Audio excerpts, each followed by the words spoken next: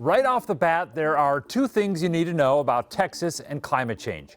First, according to the U.S. Energy Information Administration, Texas produces more oil and gas than any other state.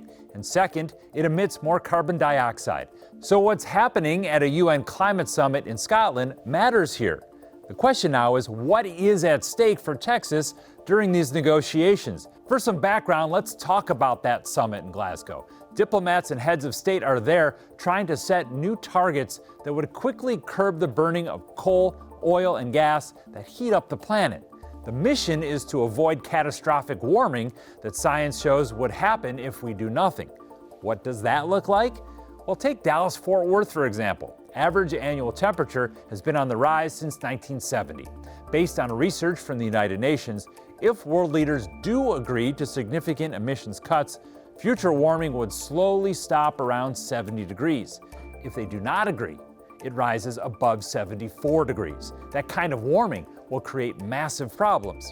Here's how a new report from Texas A&M lays that out. Because of climate change, we're headed for a future of more 100-degree days, more extreme rainfall, more urban flooding, more intense hurricanes, more severe drought, more risk of wildfire.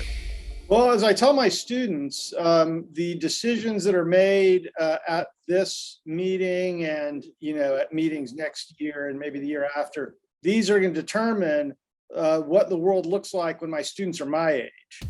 In Scotland, the goal is to cut greenhouse gas emissions in half by 2030 and eliminate them entirely by 2050. In Texas, that would mean a dramatic shift from producing oil and gas to producing renewable energy.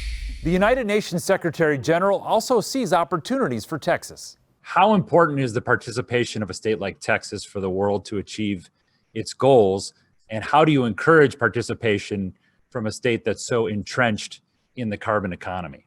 If Texas wants to be prosperous in 2050 or 2070, Texas will have to diversify its economy, and Texas will have to be less dependent on oil and gas, and Texas will have to be a leading state in renewable energy in the U.S. When we first aired our interview with the UN, it got a reaction.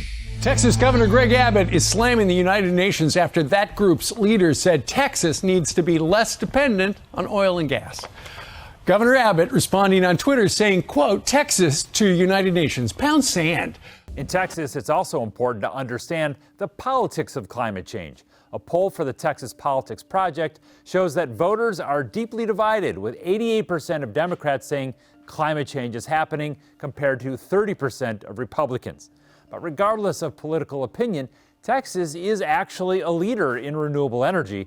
According to the U.S. Energy Information Administration and trade groups, Texas is America's dominant producer of wind energy and number 2 in solar.